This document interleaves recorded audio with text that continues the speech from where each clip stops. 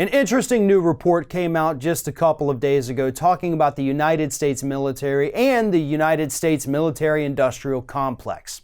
And it found that the U.S. military, if it were a country in and of itself, it would be the 47th top polluter on the planet.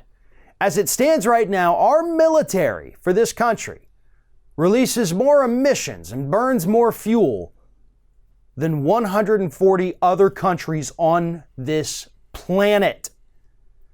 That's something we need to take seriously, but the report basically lays out for us the fact that we cannot, as a country, address the issue of climate change unless we shrink the military.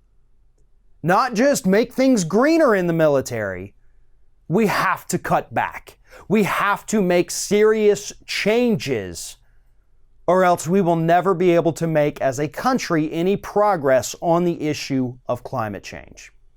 And here's what's interesting about that.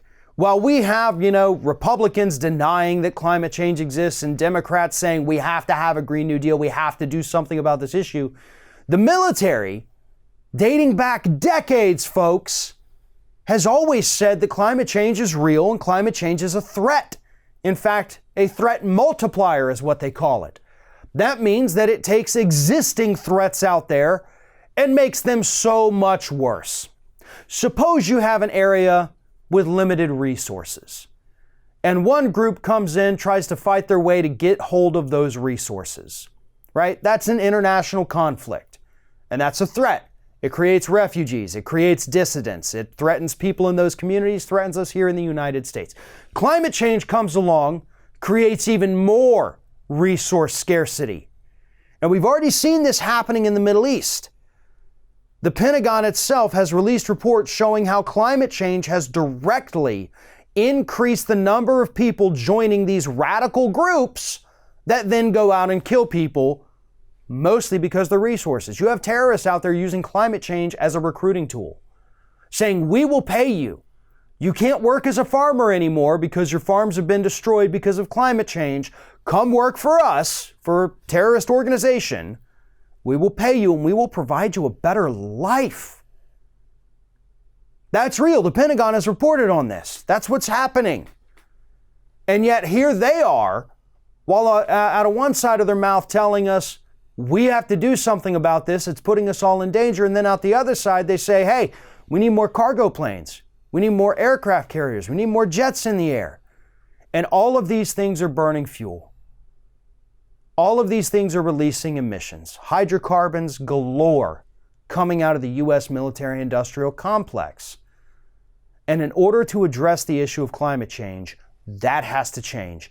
That has to stop. And unfortunately, that would be one of the hardest sells a politician can ever make. Because you can't propose cuts to the military without the Republicans coming out there and saying, well, you're anti-troop, you're anti-U.S. You hate the troops, we support the troops. This isn't about the average men and women making up the military. This isn't even about the folks at the very top of the Pentagon calling the shots. This is about saving the planet and reducing the emissions of the single largest emitter in this country. And unfortunately, it happens to be the military, so changes have to be made before our military is no longer able to even handle the threats that they, through their emissions and climate change, have helped to create. I know what a lot of you out there are thinking. You're thinking, wouldn't it be amazing if you could wear the Ring of Fire logo across your chest? Well, now you can. Just head on over to our Teespring page to find some awesome merch we're offering for our viewers. We have more designs that are going to be added in the near future, so just follow the link in the description or take a peek at the shelf of merchandise under this video. Thanks for watching.